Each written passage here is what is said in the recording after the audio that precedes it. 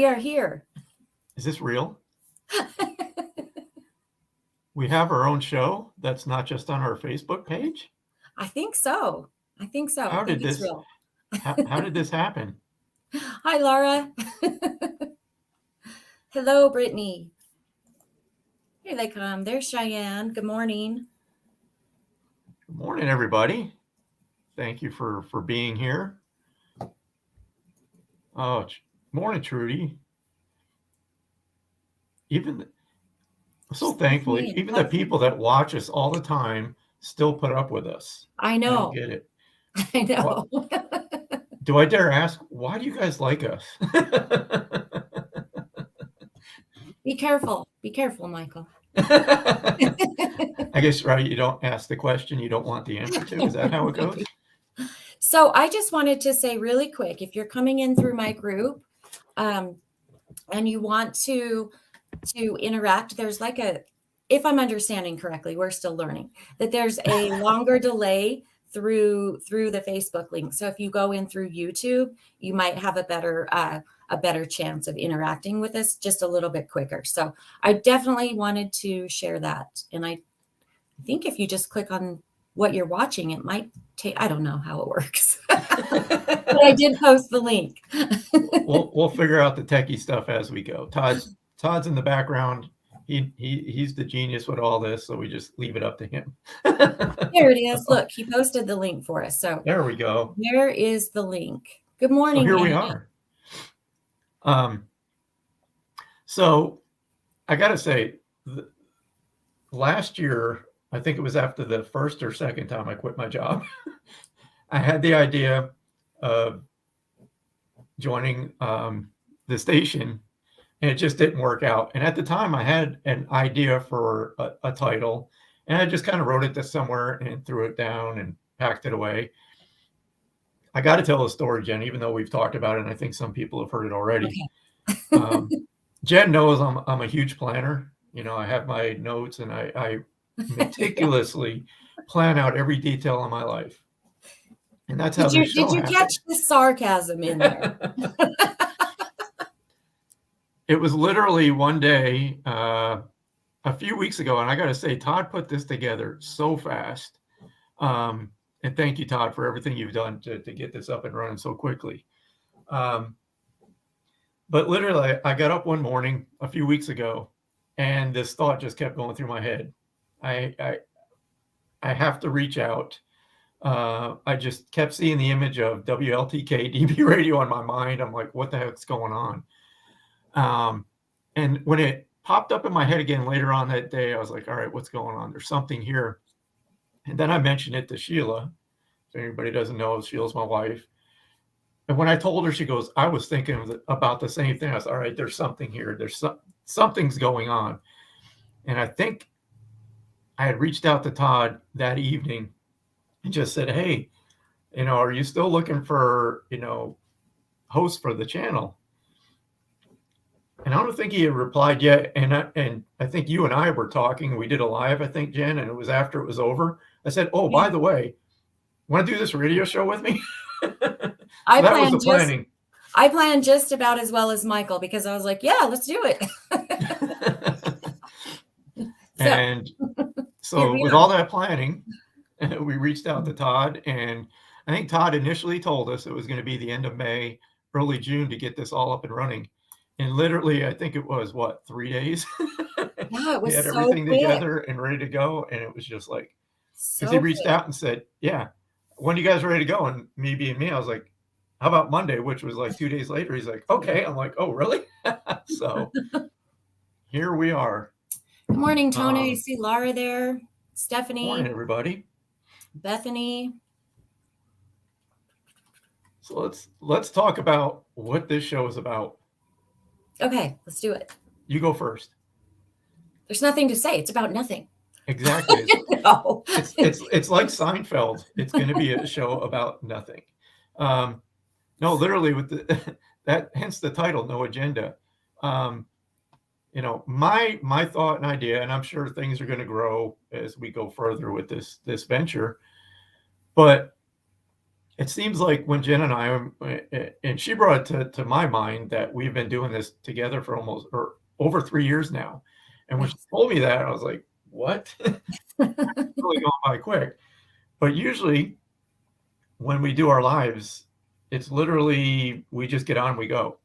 And something of interest to talk about usually either pops up in one of our minds or somebody asks a question in the audience, and that gives us a topic or something to talk about. And that's at least my idea of what this is it's going to be literally about you and the audience, the viewers. um, I love to educate people. I love to share my experience of what I've gone through in the last 8 years of doing this work. um, and I got to say, one of my goals with mediumship is to educate people.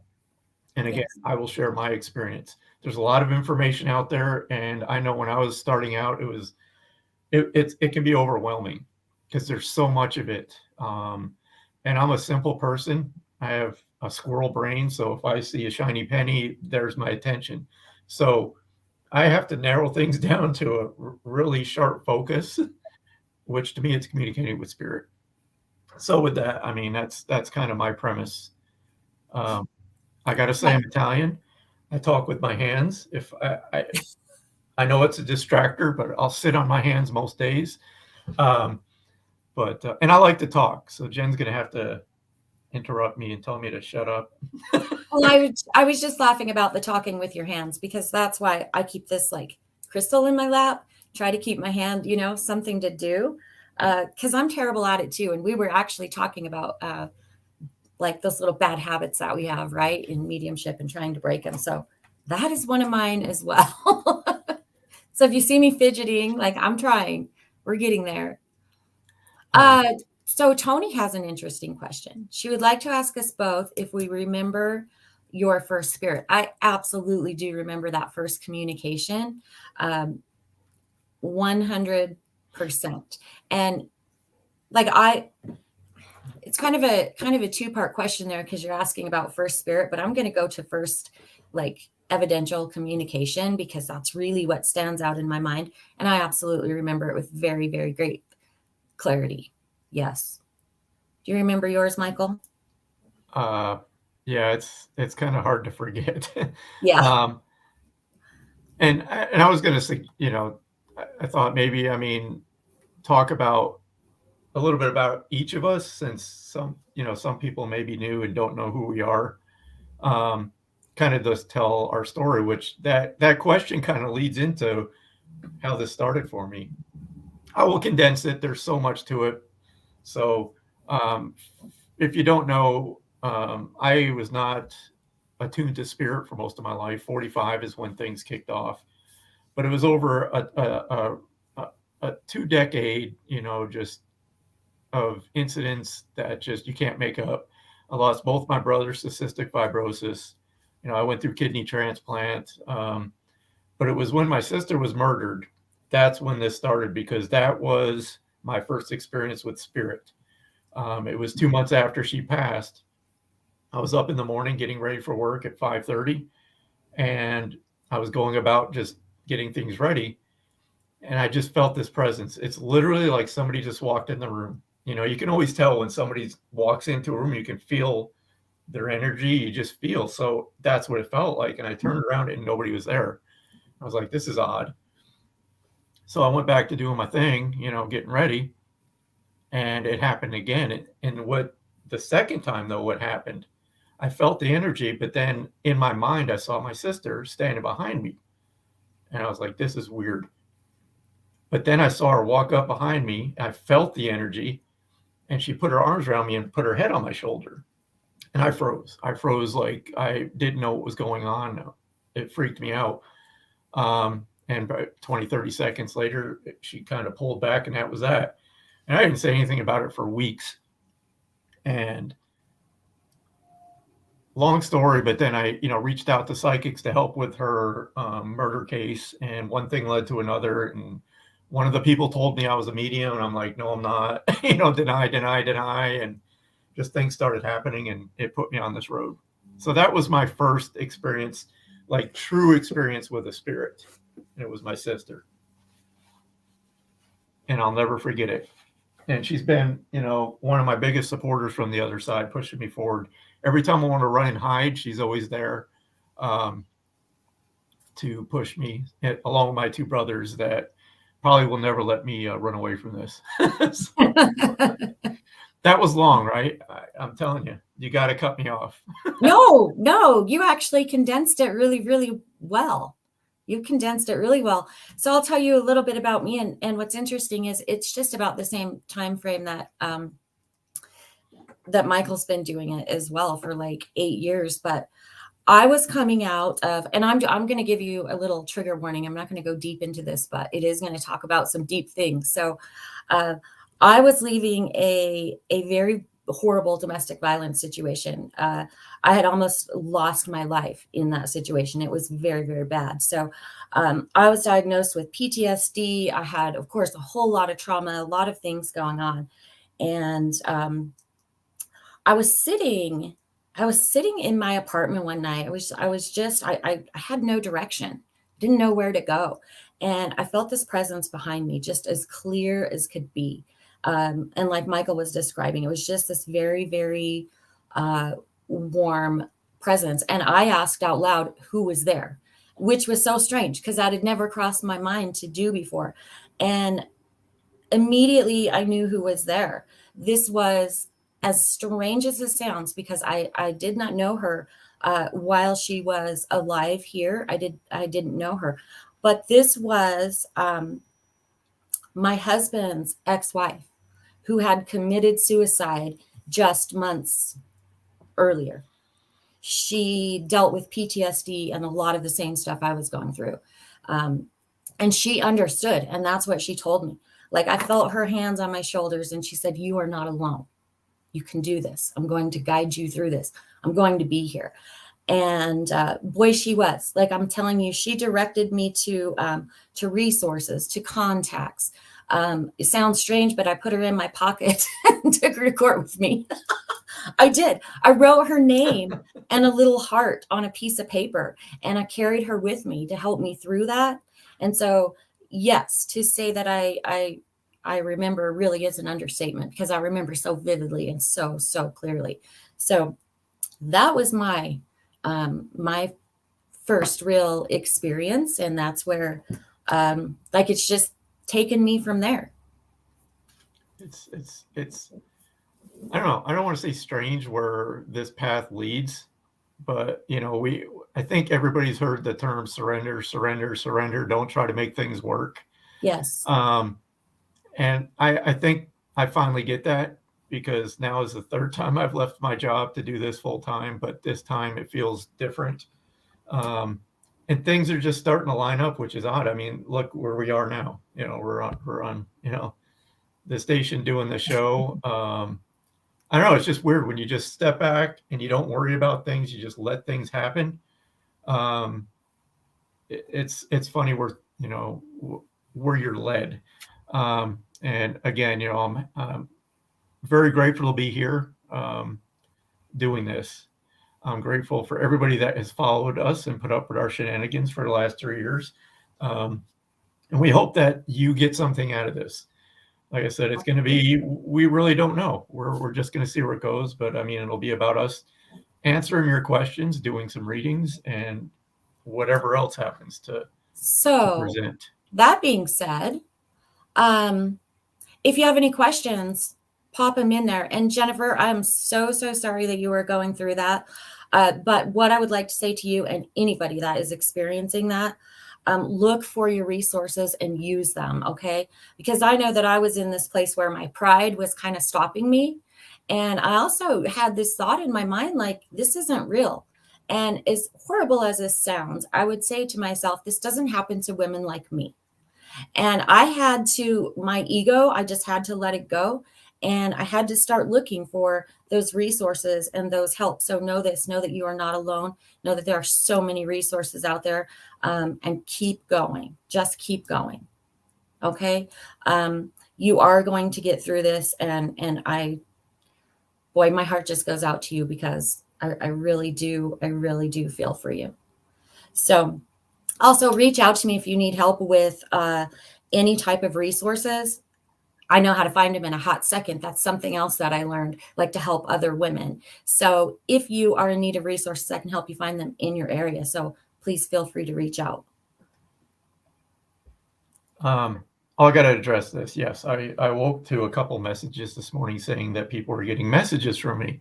As per usual Facebook nonsense, there is somebody that cloned my account and is sending out apparently message saying that I have a spirit that wants to contact you. That is not me. No, So, that's not no, Michael. that is not me. Especially when I start a sentence with "Hello, my love." No, that is not me. Hello. Yes. So just back to what I was saying, Kat is saying reach out to community-based victim advocates, of which she is one here in my area. So she's very knowledgeable about that as well. But yeah, please lean on your resources. Last week, I know I was talking about, I think our community poll, like, our collective card was about not having to do things alone, especially having to go through hard things alone. So that resonates again today. It does. Nita says definitely not Michael. She got one as well. I'm going to go back. I'm looking at the comments now, and Dave Art has one for you, Jen. Okay. So Dave took a class with me a few years ago, and he says, yes, I can tell that me, I can tell when spirit approaches and which side and what gender, because usually males will approach from my right, females will be on my left. And he's asking, how do you know? How do I know? Yes. So they're always in my peripheral vision to the right. However, males step forward and females are back a little bit. That's how I can tell the difference in their energy. They're always right here, but male forward and female is back further. So that's how I can feel it. And here, I guess this is going to lead into our first topic. And yeah, this is funny because I was thinking about this either last night or today. It's like we're starting at the beginning with this journey. And I was like, wow, how about starting with the very basic fundamental of knowing when spirit's around and how to begin to identify them. And when I teach, I use a very simple exercise, which begins with you just getting to know how you feel, how your energy feels. And what I would do is I would just find a quiet place and I would just sit, we'll call it meditation. And I would just close my eyes. I would not try to connect with anybody or anything. I would just sit. And once I quieted my mind, I would just begin to scan, like mentally just scan down through my body and just notice, what does the energy around me feel like? And just get to know, is it neutral? Do I feel any static electricity? What are you experiencing? And I would do that, every day. It just doesn't have to be long, 5 minutes. But you do that for a period to get to know your own energy. And then once you're comfortable with that, you can choose somebody that that you're comfortable with, say your spirit guides, right? Which took me 3 years after doing this work to finally connect with them, because I had an expectation of what it was. And that's a whole nother topic. But what I did that exercise, but this time I asked my guides to join me. And you just have to have an open mind, right? When you practice this, you got to put your human mind, the conscious mind, aside. And you just have to trust and accept that whatever experience you have, that's your guides. If you asked your guides to join you, whatever change in your atmosphere, whatever you feel, that's your guides. And for instance, me, they didn't have to go through a thick head of hair to get to me. So when my guide showed up, I literally began to feel like this static electricity. I could just feel something, and it felt like somebody draped a spider web over my head. And that was the sensation. And I started to realize that every time my guides were around, that's where they present. It's always above me and right in front of me. Whereas spirit coming through to communicate with, somebody who's sitting with me, they're parallel to me. So it was just that's where it is. So that's how I began to understand and know when spirit was around me. Yeah, I was just going to ask you if it was a physical sensation, because I feel that as well, except I really start to feel it in my hands. They start to tingle. And then I do have hair, so I don't necessarily feel it on my head, but I feel it on my face. I find myself trying to pull like hair off of my face. I feel like it's everywhere, kind of starts to creep. So, or that's what it feels like to me. It's interesting. So Kat was asking a question, Kat Smith. Let me try and find this. So give me a second to scroll back up.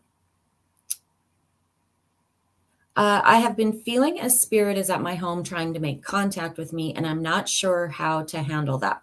So a couple of things, what Michael was just saying, if you want to connect and if you want to understand that energy that's there, that's one way to do it.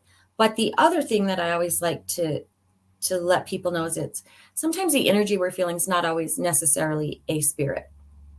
But if you're feeling like it is and you actually want to connect, just kind of try what Michael just said. Just sit and just ask them to come forward and tell you who they are. There's no need to be afraid of that. It's more than likely it's one of your loved ones. They're just trying to get your attention. And so just sitting there and asking if you're comfortable with that will absolutely help you to understand who it is. And I tell you, talk about going back to the beginnings. Now, I began watching John Edward on TV, and I'm pretty sure most people know who John Edward is. So he had a show in 2000, I think, is when it started. And that was my first experience seeing a medium, understanding what a medium was, which led me to books and everything else, which started, looking back now, that was the best informal education about what is going on now. But I always say that if John Edward would have talked about how he actually experiences spirit communication, I'm almost certain that I would have dove into this earlier in my life. But I also believe that things happen when they're supposed to. I was in the middle of a 20-year military career, and that was not the time to be, communicating with dead folks. So there's a time and a place. But the point I was trying to make with that is my understanding of spirit communication, or a person actually being a medium, was they saw spirit like we see people. They hear, through their physical senses. So I didn't understand that that's not that's a very small population that actually experiences it objectively. So there's objective mediumship and subjective. Objective is it's physical. You hear them, you see them, you feel them. They're like a real person in the room, which a majority of us are subjective, which means it comes through our mind. So going further with my point, I was thankfully put in the right place at the right time with my very first teacher. And the class was a very basic understanding of, I think it was called intuition development. And it was a 4-week program. And it started each week we would go over one of the clairs. So the first week being clairvoyance, which is clear seeing. So once my now friend Mimi started talking about what clairvoyance was and how we experience it in the mind, like you envision in your mind, I was like, holy crap. Something just clicked. I'm like, what? And to give you an example, what that is right now, if everybody here watching, if you can, like, just in your mind, envision, I don't know why a dump truck just came into my mind, but in your mind, picture a dump truck, a little yellow Tonka dump truck. That's clairvoyance. Mm-hmm. So when people say my third eye is blocked and I got calcium deposits and this, that, and the other, no, the only block is your mind saying, I can't do this. But if you can picture things in your mind, that's exactly how spirit communication works through clairvoyance. They drop these images in. So again, then I learned about clairaudience, which again, it's your own thoughts. That's how spirit comes through. I hear it in my own inner voice, if you will. And I was like, oh my God. And I started putting pieces of the puzzle together, and looking back, I'm like, this has been with me my whole life. I just was not aware of it. Yeah. But then you further go on with that, and you start to work with it, and you start to trust and understand and be able to separate your thoughts from spirit. And that's a whole nother topic. I can talk about it later if you want, but I figured this is a show of beginnings. Why don't we talk about our beginnings? So I really love that story because I started to lead my first development circle last Thursday, and I was going through that same explanation as how it's an impression upon our mind. It's not going to be a physical seeing like I'm seeing you. And there was one lady in there, and that was like the light bulb moment for her, just like you were saying. She said, I got it. Like that right there, just that very basic knowledge was huge for her. So I like that that's the way it happened with you too. It's awesome. And I'm going to blow everybody's mind right now. And you're going to be like, Michael is full of bull. Do it. And it's a bold statement. I know it's a bold statement, but I Oh. believe it with every ounce of my being. Mediumship is easy. We are the difficult part. It is literally, when you shift your mind to work with spirit, you're connected. That is all you need to do. Trudy, yes, I did see it, and I do have a class coming up beginning in June, if there's enough participation. But it is literally that, and it comes with development, and it comes with a whole lot of trust. But right now, if I shift my awareness, which means I just think of spirit, I'm connected. That's all I need to do. They're there.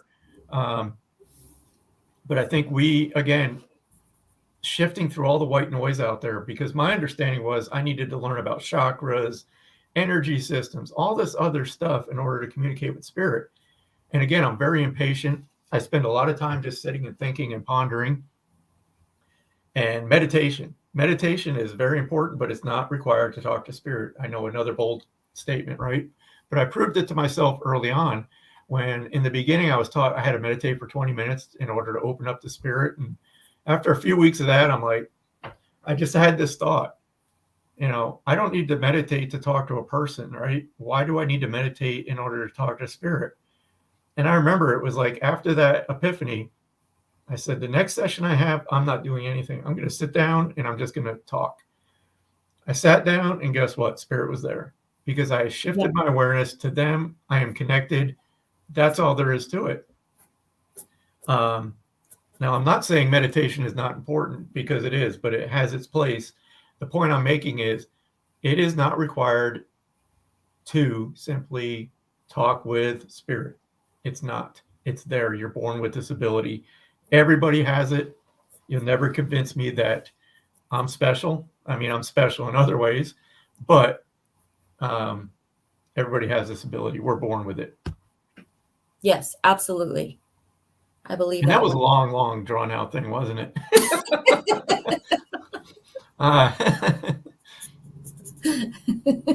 But again, sharing our experiences, and this has been my experience.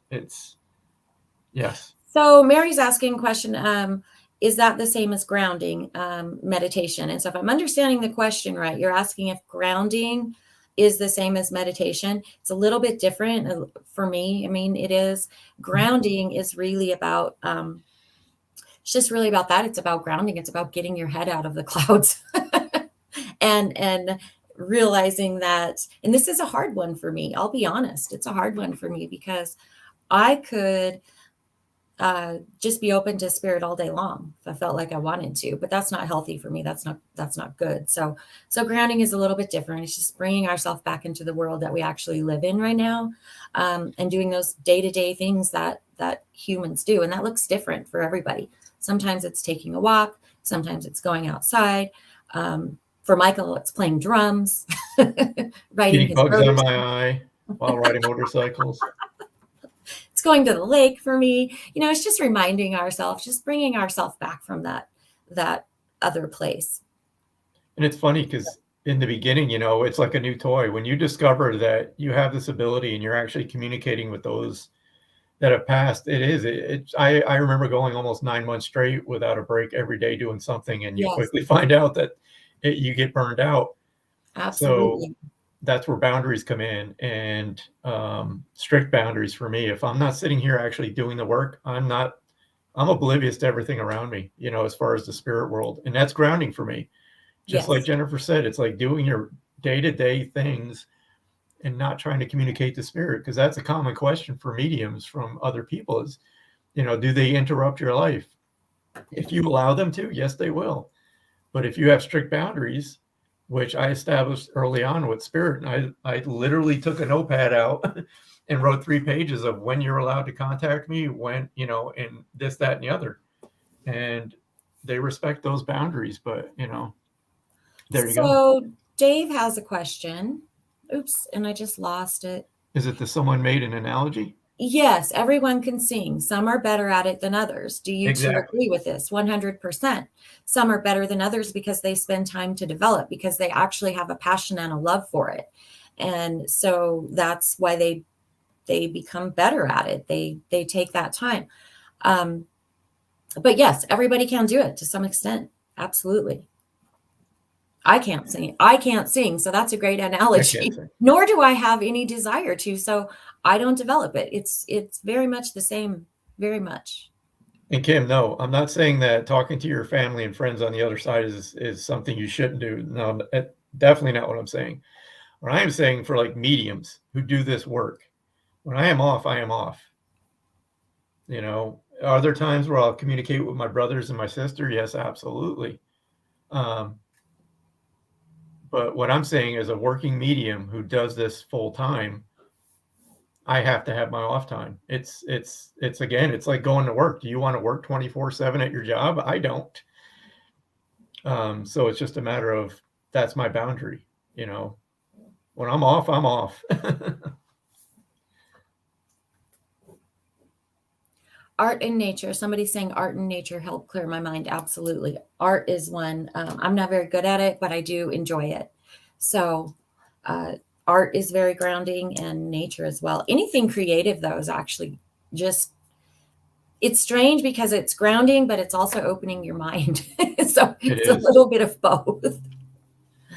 All right. We'll probably jump into some readings here in a minute, but I'm having fun just going through questions right now. That's what I'm doing. Is just kind of scrolling up and looking at. And I'm seeing Facebook user, so I'll just read the question. This person's asking, I am such a believer in spirit, but I've never had a spirit visit me or through a medium. So again, with my bold statements, the second that you think of somebody in spirit that you're connected to, they're instantly there, right? We have to understand that spirit is not bound to the physical, world, right? They're not in a physical body where they can only be in one place at one time. They're omnipresent. And I used to think that like irritated them, when I would call on my brothers or my sister to come visit. I'm like, man, I'm probably bothering them way too much. And through experience and understanding spirit, it's like, no, they're there all the time. They're around us. So point I'm going to try to make here. If you have in your mind that you're blocked and that you're not receiving communication, that's what's going to happen, because that's in your mind now.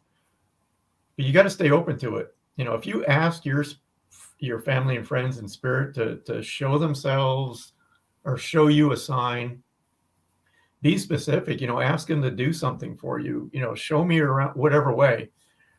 You may not get the instant, but believe me, they are there and they will let you know. Now, as far as working through a medium, it happens. There are times when you will go to a medium and for whatever reason, they can't connect with a certain person. And again, I'm really putting myself out on them here, but I'm going to do it anyway. So I'll tell you this. When I first started and I sat down with somebody, I would ask somebody, my sitter, whoever was sitting with me, who do you want to hear from? And they would say, mom, dad, whoever. And guess what? That spirit was there and they would come through and they would give a message. I didn't know any different. Most mediums will work with a process of just letting whoever show up, which is fine. That's your thing. That's your thing. But I found out a majority of people were not doing the direct approach, if you will, because a lot of us, it would put a lot of pressure on, now they're asking for mom, I got to get this right. And through experience, through learning, through different mentors, I'm actually going back to that direction, because I stayed away from it because I do group readings and that, which you can't really work in that direct manner. when you got a group in front of you. But when I'm sitting one-on-one, that's the first question I'll ask them. Who do you want to hear from?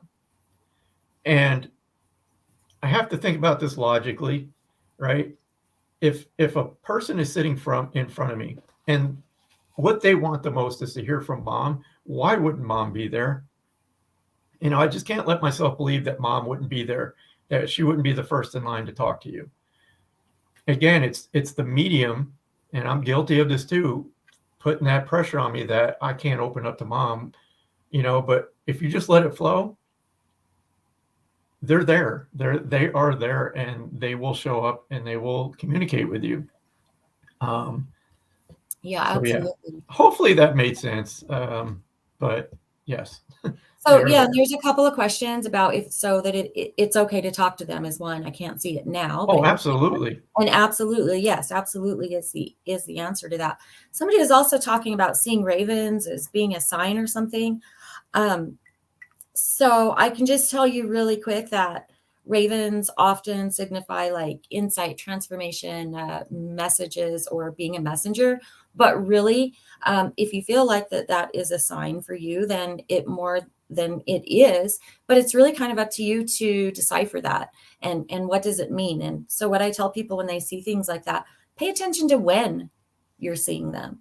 Is there something around? Just kind of pay attention. And that message will come to you. Let's see. Oh my God, Brandy, I love that comment. She says, I keep having recurring dreams about my dad. He tells me he's not really gone, and it's comforting.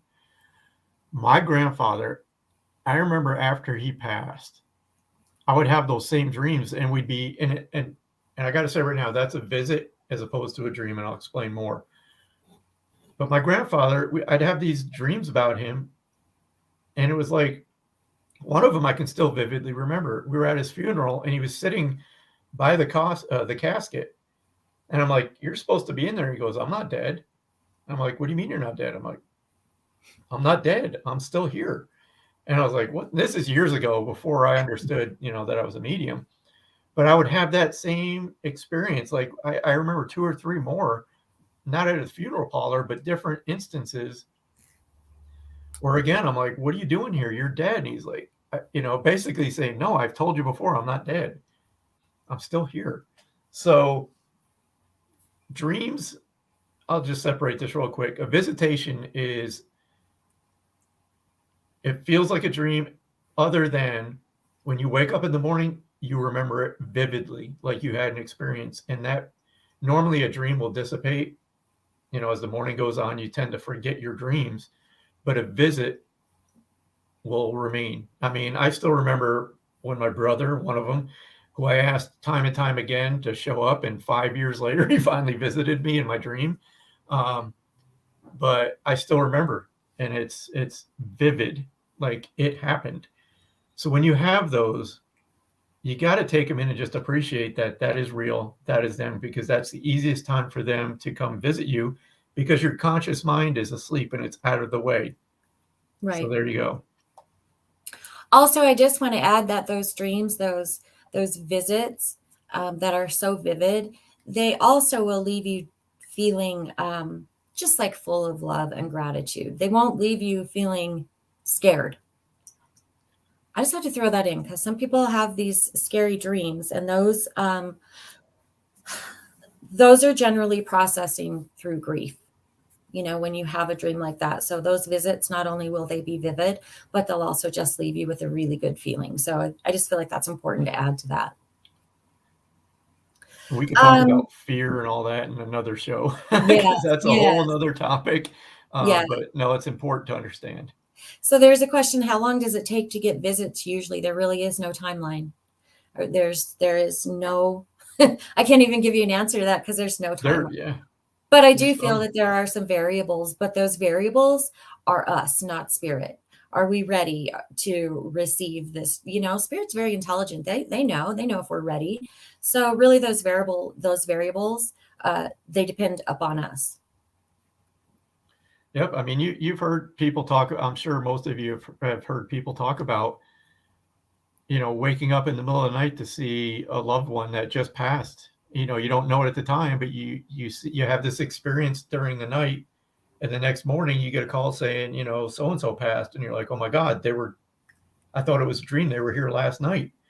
Yeah. So, I've had sessions where I don't know any details before a reading, and I'll have a reading with somebody and find out that this person's, loved one passed the day before. And I'm like, oh my God, if I would have known that, I would have probably suggested waiting for a reading, Yes. but so there is no timeline. It's instant. As soon as they're out of the body, they're free and able to do whatever they want. Oh, the life review. Oh my God. I got to say this, everybody. Okay. I love your questions. I think today is going to be about answering questions. I think we'll do some cards too, because I do want to do some readings, but these questions are awesome. Jen, do you mind if I go through the life No. review thing? Do it. I was drawn to that comment too, so do it. Oh my, do you want to start then? No, go ahead. Okay. Go ahead. So the life review. So we've probably all heard this through people that go through the near-death experience where, their life flashes before their eyes, right? Well, what I've come to understand, and it's not only through my experience with spirit sharing that during a reading, which just happened, my last reading 2 days ago, which was amazing. I got to say this, Dr. Michael Newton, if you read his books, Destiny of Souls, Journey of Souls, Life Between Lives, it kind of goes all really in depth through that. But the life review. So my understanding, okay, once we pass, we get to experience every moment of our life. It's almost like it's a review, but it's so in depth from the point of, every interaction that you've had with somebody. If you, for instance, just smiled at a stranger walking down the street, that had an impact on that person. Maybe just you observing that person, right? Change that person from maybe having a depressing day to, hey, somebody noticed me. You changed his day. Once we pass, you get to live that experience and you get to see that ripple effect of that action. So you get to feel that person. And again, this is just random example of maybe I was in a depressed mood. This stranger just smiled at me, said hello, and just changed my day.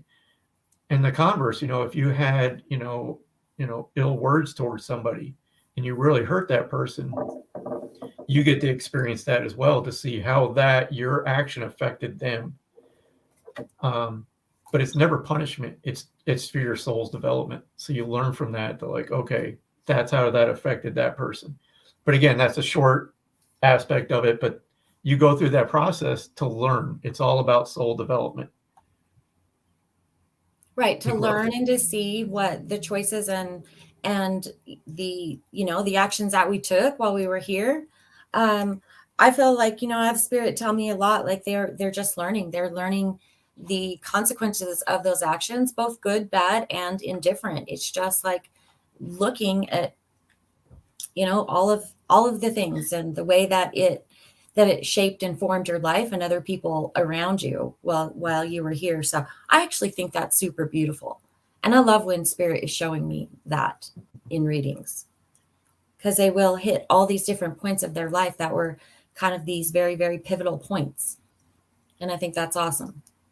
Yeah. And what comes to mind real quick, and then I'll move on. I tell you, you got to cut me off. But anyway, I have my bell. You want me to start ringing the bell? We're gonna have like remote control, like stun guns. Set my timer. Or doing something annoying. Jen's gonna just push the button. I'm gonna like go into a shock or something. Like, oh. But I've had people, that have sat for readings with me that have had, like, say, just a parent that was very abusive, and the client is left wondering, did they realize how they affected my life?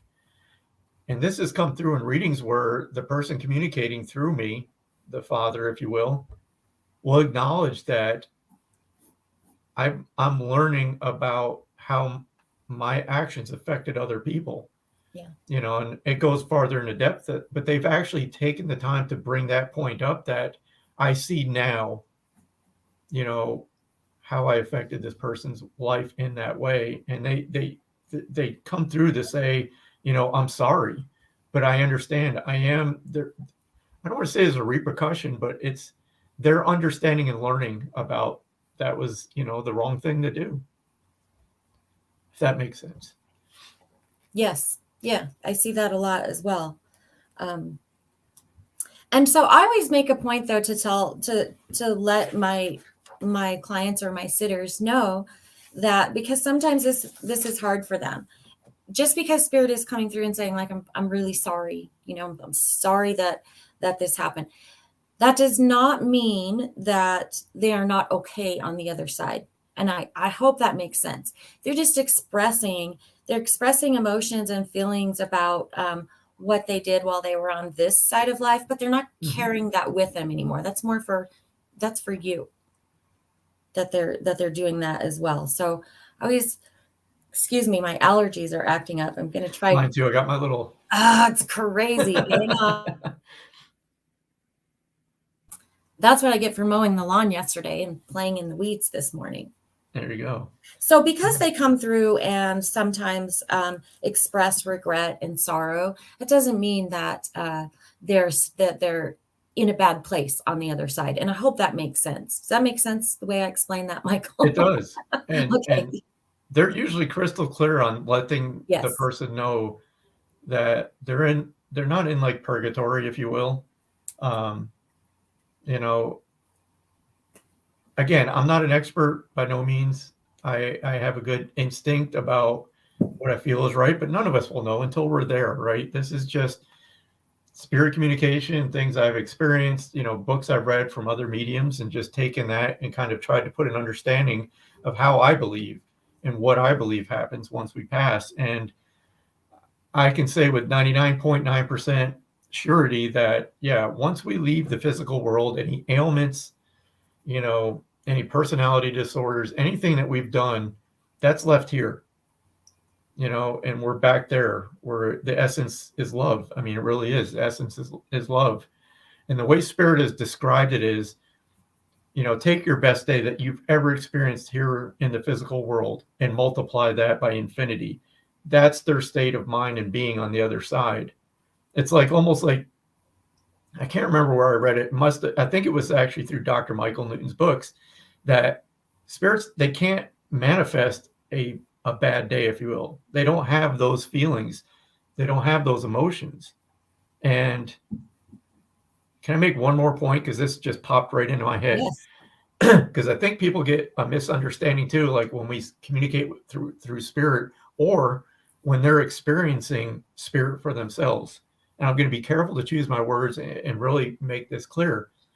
So I just discussed that their essence is love, right? They're not a bad person. They just had bad circumstances here. Yes. Now, when a spirit comes to communicate, so what happens is their essence, their aura blends with mine. That's how I become aware of their personality, of who they were here. Some of what I feel is that, like, if I feel like a gentleman step forward and I immediately feel like uncomfortable, like this person I would not want to be alone with, right? I just feel like very like scared. I'm not scared. They're not trying to frighten me. What they're doing is impressing upon me to help me identify to the sitter that this is, I'm just going to use dad. It's just an example. But if dad was a verbal abuser, if physically abused people, I feel that and I communicate it to the sitter, and that validates, yes, that was my dad. Whereas if dad was that way and he comes in and I start spouting off saying dad loves you and he always loved you and you were best friends, the sitter's going to be like, that's not my dad. Right. And you will feel that in their energy field as they step forward. And I do feel like that creates fear in some people that are learning. Because just like if we, you know, when we see somebody on the street, we get a feel for their energy. Sometimes you might want to cross the street and go the other direction, just because their energy, you know, just feels heavy and it just feels different. So and it immediately dissipates too. Yes. Yeah. It's like as soon as spirit that I feel, when I feel like that, as soon as I start that communication, the feeling goes away. And then we're just, we're just having the communication and we're relaying the evidence. But don't let that scare you, because you can definitely feel the difference in their energy when you first make that connection. Yeah, it's just like if they want to, communicate that they had a heart attack.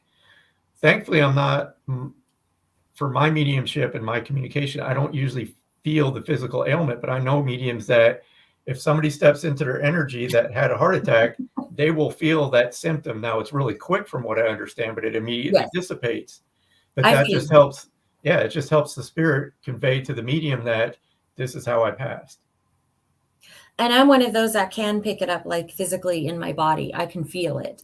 And you're right, Michael. It's just very quick. It's just really quick. I'll feel something in like my head area, my heart area, my stomach, just whatever it might be.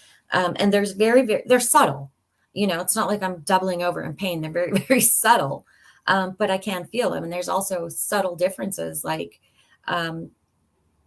in the head pain that kind of lets me know exactly what it is, or the heart pain, or whatever it is. So it's very interesting when that happens. It doesn't happen all the time for me, but it does a good majority of the time.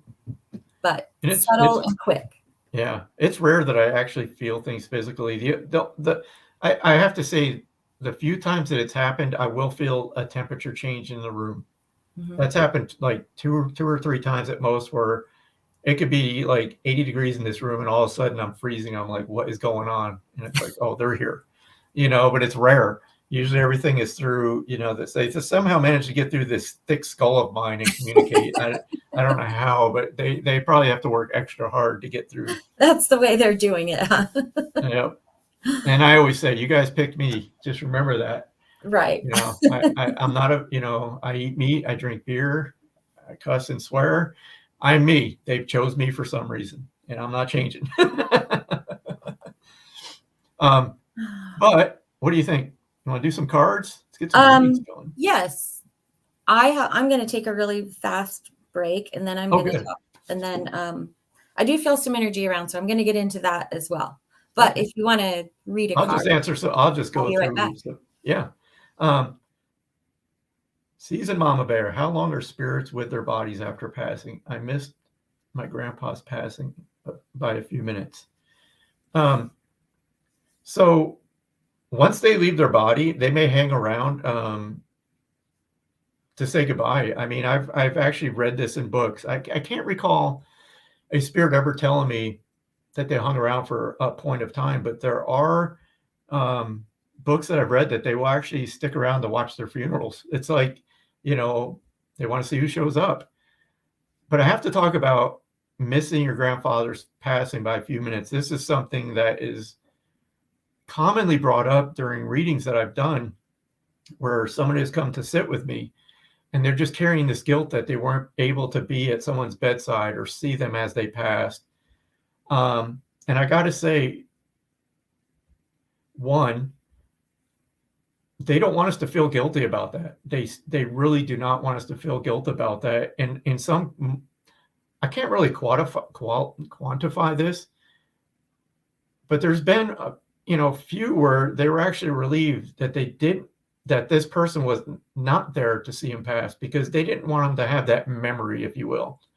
They want us to remember them how they were in their prime. So if anybody's carrying guilt about not being there when someone passes, or, I've had it too, where tragic passings like car accidents, and, this person was left, they were found by themselves. So the family and friends carry this guilt that, oh my God, they passed alone. They're never alone. We're never alone when we pass, no matter what the circumstance. There's always somebody there from the other side that greets us. So, I could go on and on about that topic alone, but they really don't want us to pass. They don't want us to carry that guilt. I wrote a blog post about that, about nobody passing alone, because I had some personal experience with that. So I won't get into that because it's a really long story, but I'm just saying, yeah, absolutely. Nobody. Yeah, I mean, when my first brother passed, he was in the hospital and I wanted to go home, and my mom and my stepdad were like, don't. And I just felt it. I knew my brother, and he was like, he was the last person to want anybody laying vigil at his bedside. And literally my stepdad was with him for almost 2 days straight. And it was like, finally he got up to go to the bathroom and Jason left. I mean, it was a matter of a few seconds. It's like, he didn't want an audience. He didn't want a crowd. You know, he knew he was going. And it's like, it's hard for them to leave when we're still there and we want them to stay. And one message I got to talk about this that's very common too is when someone who's sitting with somebody that's about to pass selflessly tells that person it's okay, you cannot imagine the relief it gives that person, because they want to be there. They feel us and the love and the connection. They don't want to go because they feel that from us. But once we give them the permission to go, it's like they're like, I'm out of here, you know. So it's a very selfless moment when people do that, and they appreciate it.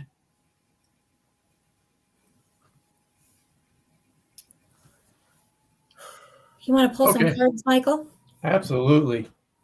So who's up for cards? If you have questions, and the way Jennifer and I usually work is we'll do some cards, and if we feel spirit come in, we will definitely communicate with them. We'll just start off with cards though, because that's the quickest way to get something for you know, as many people as we can, if you will. So if you have any specific question, go ahead and throw it in the comment. Can't guarantee that we're going to get to everybody, but we will, you know, we randomly pick through the comments. So just understand that we would love to be able to give everybody a reading. But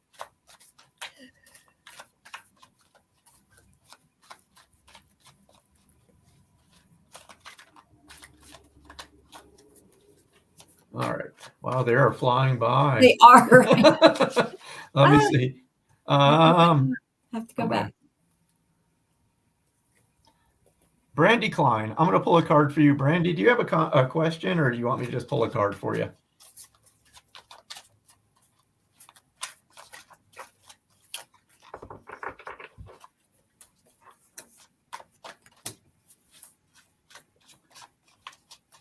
Hello, Lori Lashman. How are you? Lori owns the building in the SOS Holistic Center where I have my office. Oh, nice. She puts up with me. She's been putting up with me since the beginning. I don't know how she hasn't thrown me out.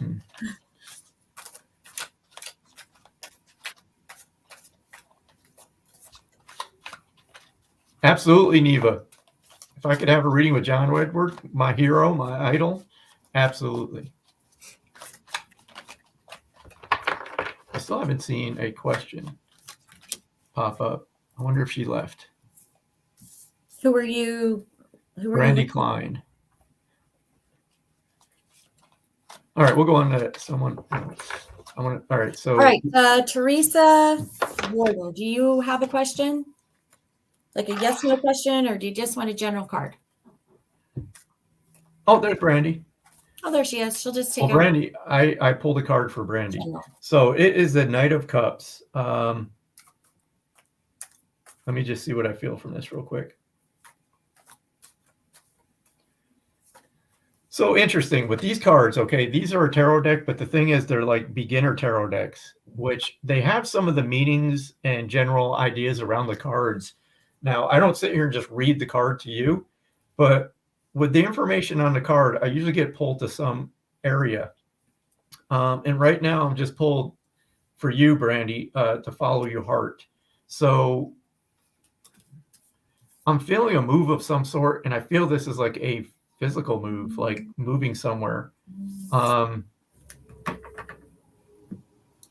don't know. Can you validate that for me? Are you thinking of moving?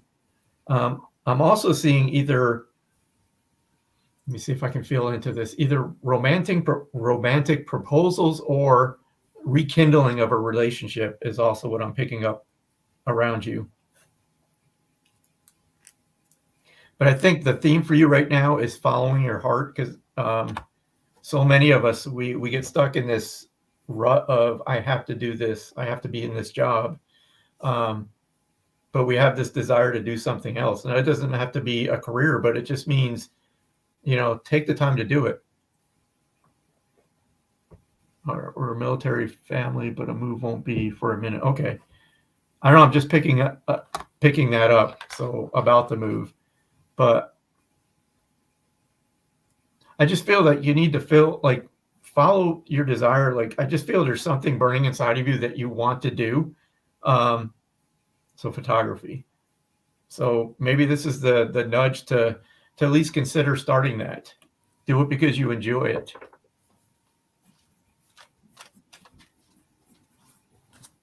All righty. Okay. Teresa.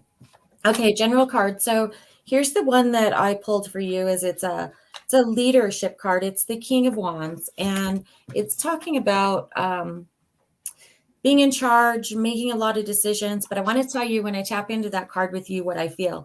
A little bit tired. Like I feel like the energy around you right now is creating you to make maybe a lot of decisions and be in charge where maybe you necessarily don't want to be. And so it's just giving you permission to step back from that a little bit and to rest and to I feel like the word it's not necessarily like help, but do bring somebody in with you that can take some of that off of you. It just feels very heavy. It just feels very heavy with being in charge and decisions. Also, I'm feeling like some of that comes from a place of feeling like you weren't in charge of anything. This card is just allowing you to let go of some of that, saying it's okay. Everything's going to be okay. It's okay. You don't have to make all of the decisions and do it all alone. So I'm just going to leave that with you. And I hope that makes sense to you. All right. You're welcome, Brandy. I'm glad that helped. Yes. Follow your heart. Do the photography. Let's see. Vicky Sebastian, I'm going to pull a card for you. So no particular question. Let me just see. And usually for me, I gotta throw this out. So I've tried to hide so long from the psychic side of my abilities. It's like for years, I'm like, no, I'm a medium. I'm going to talk to those on the other side. That's it. And like spirit being spirit, they're like, nudging their way into, you need to do this too, because people need guidance. And I always say that, spirit will never tell us what to do. They will suggest, they will give you those nudges. They will not make a decision for you. That's not their role. But what they do is just like the reading with Brandy, I may pick up on, okay, there's something inside that you're already aware of this. It's something that's in your energy, your soul that you want to do.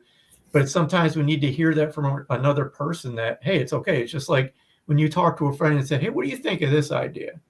XYZ, and your friend's like, nah, you probably shouldn't do that. And guess what? You do it anyway. And later on, you're like, damn, I should have listened. It's the same thing with spirit. We ask for guidance. I ask for guidance, and they will give you that. Yeah, that seems like a good idea. Or you might not want to stick your finger in that light socket. Or, like me, I stuck my finger in a car lighter because I didn't think it was working one day. I pushed it in. It wasn't glowing red. So I figured I'm going to put my finger on here to make sure it's working. And I heard the voice say, I wouldn't do that. And what I do?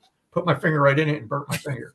Same thing with spirit, right? They're like, watch this. Watch what's about to happen. I told him no. Did he listen? Hell no. Cheyenne. Okay, so Cheyenne is saying, my family's going through some things right now. I'm wondering if this will pass and we will be whole again. So as soon as I read that, this is what I feel like for you.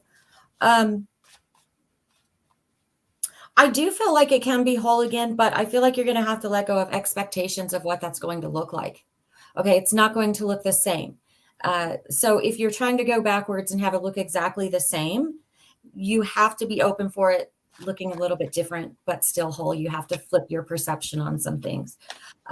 So I hope that makes sense to you. So the answer is yes. It's just not going to look. It may look. We'll put it that way. It may look different than you're expecting it to. Oh, here's another interesting question. I love this question. Seasoned Mama Bear. Oh my God. You guys are great because a lot of my favorite topics you guys are asking today, and it's great. So she asked, can you give me information about my spirit guide? And You're probably not going to like my answer, but I'm very blunt. I'm very truthful. And I usually have a reason why I answer the way I do. So here's my answer. When I first began, thank goodness I had Mimi. She was a great mentor, great teacher, and eventually great friend. But I asked her that question. I said, "Can you tell me who my guides are?" And she's like, "No." And I was like, "Why?" She goes, "Look, in my human mind," this is her telling me this, "I will have an image or a perception of who your guide is. So if I tell you that your guide is, a random old guy, with glasses and a raincoat and a cowboy hat. So now I have that image in my mind. And then I'm told, go meditate to meet your guide. Now I go to meditate and that guide doesn't show up. And then where's that leave me? Frustrated, because I'm like, where is this? She told me that was my guide. Where is he? So what she did tell me is you need to discover this on your own. Yeah. Thank God she did. And you have to be patient, because I took me 3 years, but it was my own stubbornness. But there are meditations to meet your guides. And I cannot recommend this highly enough for you to have that experience on your own, because it will mean so much more, because you will get to see, who your guide is. And that could be a topic all by itself. So it took me a very, very long time, and I wasn't even consciously looking for it. And I remember just like after that happened and I understood, like it was the most beautiful experience.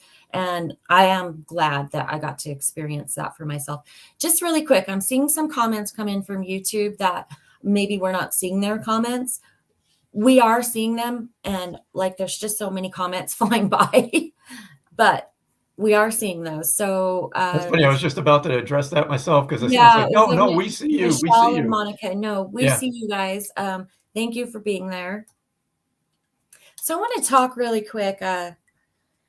Something that's been in my awareness for probably the last 15 minutes is a gold cross necklace. And that somebody wears, or somebody that has, and it was gifted to them by a male who is in spirit. And I do feel this being more of like a contemporary, more of like a friend. I don't know if anybody can connect with that, but please let me know. Please let me know if you do. I'll just actually give the message because it's been sitting with me. He's saying that that you did not get to say goodbye, like it was really unexpected, and that you didn't get to say goodbye. And he's just saying like that's okay. I'm okay, and it's not really goodbye. It's like we'll see you again, and that's something that he said a lot here was like see you later kind of thing. That's how I see him doing that right now. But he is acknowledging this necklace. That's from him. I see it as a gold cross. I would take just a cross, but I do see it as a gold cross necklace. So I'm just going to leave that. If that connects with somebody, please let me know, and we'll see what else we can get. But that should be enough for now for somebody to be able to connect with him. Oh, Sherry's got an amazing question again. When a baby is going to be born, do they interact with the loved ones on the other side before they come here? I have a brand new granddaughter, and I'm wondering if she interacted with my dad on the other side, her grandfather, my dad. Absolutely. Okay. Oh, sorry. Oh. I just wanted to acknowledge Megan really quick. I'm going to get right to you, okay? Oh, go ahead. Go ahead. Well, she's just saying, oh my God, my friend died Saturday and he gave my husband a necklace of, are you saying of Jesus's or Jesus's? Like, I'm just not quite sure, because we are talking about a cross. You have the necklace behind you. Okay, Megan, that message is for you. He is saying that it was really quick and you didn't get to have those goodbyes, but it's like, see you later, man. Like that's just how his energy comes across. So I'm just going to leave that with you. And you can pass that forward to whoever. I feel like that somebody else needs to be aware of that as well, and that you may be the connection there. So I'm just going to leave that with you. And I'm so sorry about your friend. He's fine. He comes through just like that necklace has been in my awareness for so long. I was just waiting. And you talking, Megan, did your friend, because I have a man I feel a man with me right now that's taking responsibility for his passing. I feel his energy is very heavy right now, that he's communicating that he passed. He's taking responsibility for his passing. Would this be connected to you?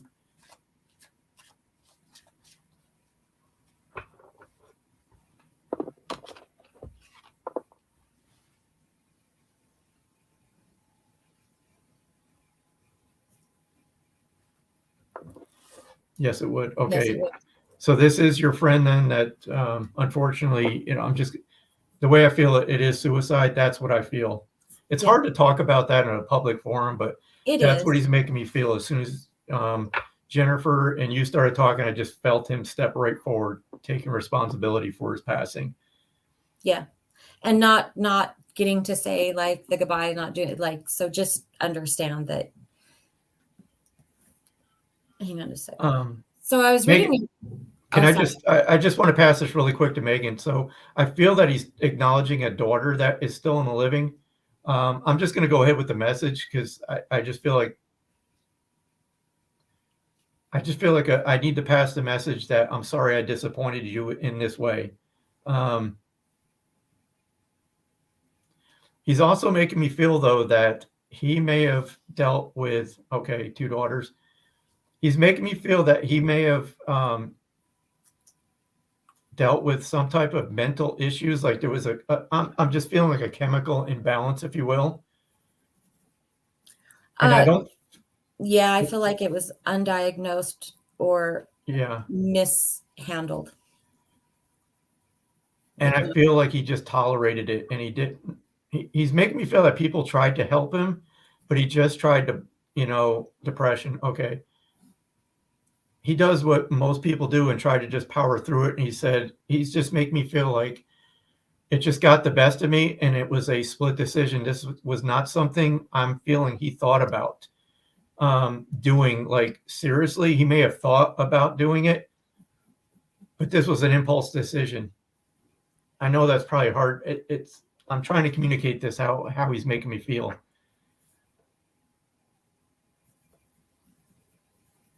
And he wants to talk about a note that was left behind too, which contradicts what he's telling me about the feeling I'm getting.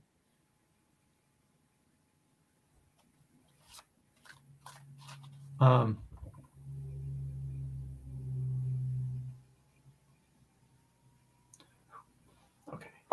I'm just going to get a message real quick because I feel this is for his daughter. Just let her know, and I feel this is the old one. Since you mentioned too, I asked which one, and I feel this is the older one that he's visited with her, and he just wants her to know that those are real visits, and he's been trying to explain. So I just want to leave it at that.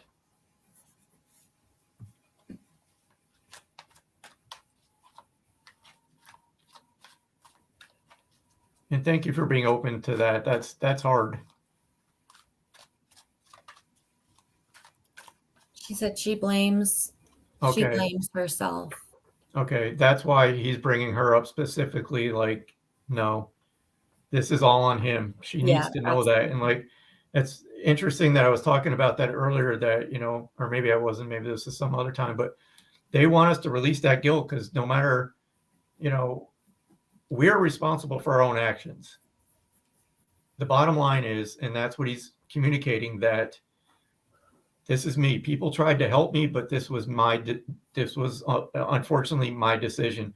So please let her know that he does not blame her. Okay. That's why he was bringing up the older daughter then. So thank you, Megan.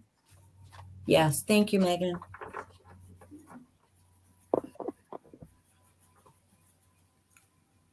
Okay. So how about some cards? I think we need some Rebel cards. If any of you follow us, you know what Rebel cards are. Yes. You're very welcome.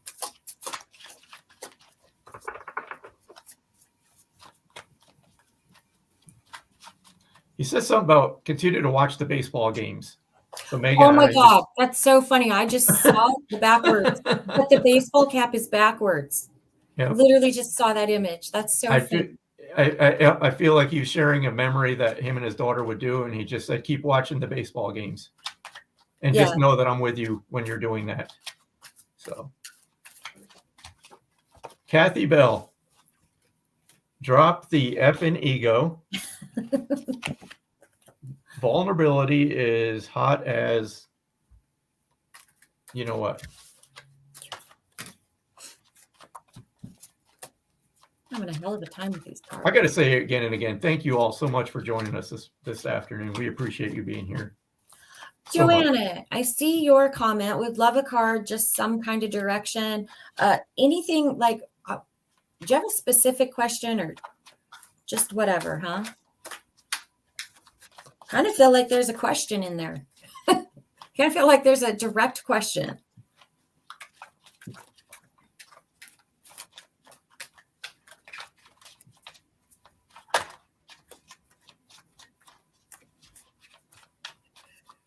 All right. Can I do one real quick? Are you waiting for something? No, it just popped out. Okay. Okay. Work stuff. Okay, so the card that I just grabbed for you is patience, and it actually talks about a new job. It talks about like some abundance and prosperity, but self-employment is also thrown in there. But basically, it's just talking about having some patience, which is super hard. I get it, super hard for me. But whether you're making changes in work or I kind of feel that there's been some changes there. And so just have some patience, work through those. And I feel like that's going to be okay, but I do feel like it's going to take some time. So I'm going to leave that with you. Let's see. Cammy Joe. I was shuffling and I saw your name and this card popped out. So Cammy Joe, this is for you. Take an effing trip. Go see some shit. Do some things. Talk to people that are cooler than you. Get out of your bubble. Get out of your bubble. Oh, good, Joanna. I'm glad that made some sense for you. Crystal, let's see.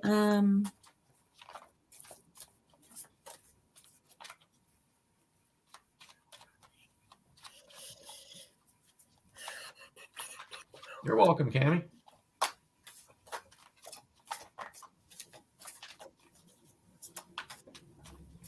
You're welcome.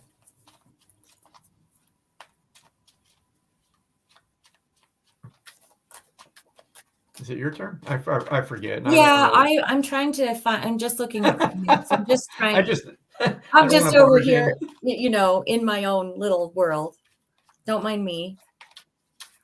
Rhonda Day. Ooh, there it is. Intuition. Okay, so you were just talking about feeling lost and not sure what way to go.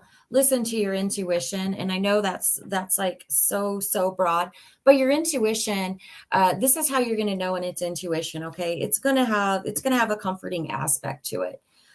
It's not going to be this. Sometimes when we're trying to make decisions, we're trying to decide what to do. Our brain is screaming at us over here, but it's loud, and we're still questioning it, and there's a lot of emotion behind it, and we're making these emotional decisions. That's the brain part. So really listen to the intuition. It will never waver. It will be this calm answer, and it will be the same over and over and over again. So your intuition's not always going to tell you the things that you want to hear. They're not always going to be the comfortable things, but your intuition is never, ever going to stray you wrong. So I'm just going to leave that with you, Rhonda. Tap into that. I swear my guys are like drill sergeants sometimes, and they don't F around. They're like, dumbass, we told you not to do that. And what did you do? You did it. You went and did it. All right, let's see who's next here. Laura Crawford, this is for you. Have you eaten? You're acting like a big ass baby. You need food in your belly. Eat an effing taco. Laura, I just feel like you need to find that that inner child again. I know that sounds woo-woo, right? The inner child, but Laura, I just feel like you need to play. You need to play. Okay, Crystal. So I see your comment on there, and here's the card that jumped out. Now, know this, like, I'm not a fortune teller. Like, I can read you the energy around in this moment, okay? And these cards actually have like a yes or a no on it. But this card says yes. And for those that can't see her question, will a partner come in for me this year and what month? So this has a yes on it, and it talks about new beginnings, new relationships, new romance, love, happiness, all of those things that you were just talking about. So the answer is yes. And for whatever reason, I feel like the month of August, when I read your question, is in my mind. So I'm going to leave that with you also, but well, hang on just a sec. I also feel like you may already know this person, to be honest with you, but the month of August is going to bring some clarity. So I'm going to leave that with you. We got about 9 minutes to go, so I think we got to hustle. Yes. Let's see. Now I got tacos on my brain, and I'm going to want tacos now. Taco sounds good. Thank you, Rebel cards. Sounds really good. Kim. Card, please. Kim, do you want a Rebel card? What's that? I was just going to her. Oh, okay. Well, if you want to pull a card for Kim. We can both do it. All right, Kim. How about one Rebel card and one tarot? Which one do you want to do, Jen? I got the tarot card. All right, I'll do the Rebel. So Kim. Kim, don't believe every shitty thought that you have. Thoughts can be sneaky, lying bastards. Yes, they can. Let's see. Okay, so I have the Page of Wands here. It has a yes on it, but it's talking about good news. It's talking about courage. It's talking about optimism. So give me just a second.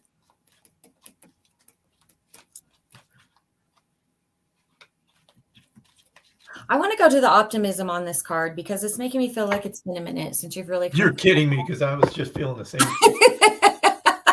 That's the one. It's like I'm going to the optimism on here. Okay. It's encouraging you to look at things in a different way. I do feel like things are going to open up for you. I feel like there's some brighter days ahead. I know things have been really hard. But I just want to let you know that there are some brighter days coming. And also give yourself permission, Kim. Give yourself permission to embrace them. Okay? I'm really hearing that. Just give yourself that permission to be happy and to be optimistic is the word I want about things coming forward. It's okay. And I also feel that you need to cut the toxic people out of your life. I just feel, I'm reading your energy. I just feel like you need permission. And I just feel your guides are like giving you the permission now to not feel guilty about cutting these people out of your life, because I just feel like you're putting up with a lot of toxicity that constantly has you in this state of like drama. If I'm wrong, I don't mind being wrong, but I got to say what I'm feeling. And I just feel like you get sucked into these situations and you're like, screw this. It's like, no, I've had enough. You need to put yourself first. And look at this card. You think somebody is lying to you? They are. So, damn. I hope that helps. Doesn't get more straightforward than that, does No. it? No, it doesn't. How about we do a collective? Yeah, that's what I was thinking. That's right, Laura Crawford. It does sound like work. And that's the thing is, we have to do the work. Spirit's not going to wave a wand and make everything better. They highlight stuff that you need to work on. So if you have these patterns that keep coming up of, X, Y, Z, and you go for reading after reading and you're hearing the same thing, guess why? Because you know that stuff is there that you need to work out. Like Jen said, Spirit's not going to tell you what you want to hear. They're going to tell you what you need to hear, you know, and so will your higher self. Okay, so we're doing collective cards. I have the Yep. tarot. I pulled the abundance card. It's the Queen of Pentacles. Basically, just talking about prosperity, fertility, things growing, and taking some responsibility for that. So creativity comes in there too. But really, I'm just hearing that, and I know we've talked about this before. If you want to manifest something, you have to put the work in, right? And so this card is just saying, like, take responsibility for putting the work in, and you're going to see abundance from that. It can't help but grow if you're putting the work in. So it also has a yes on it. So if you had an actual question, I mean, this is just really saying yes, do it, go, get to work, make things happen. Holy crap. Which and one then did the you Rebel get? card follows up with right what that card says in the Rebel card's own unique way. It's not everyone else's fault. Yes. It's yours. You're a grown-ass adult. Stop blaming others for your shit. Perfect. Do the work. Do the work and watch it grow. But only you can do it, right? Damn right. Would I have, gone back to my job twice if Spirit was like, you need to go do readings full time? Okay. No, that was my decision to go, come back, and go again. And I'm all right with that. So since we only have about 3 minutes left, I just want to, again, I know I've thanked you all over and over and over and over. And that's not just for being here. It's just for putting up with Jen and I for the last 3+ years. For a long time. Yeah.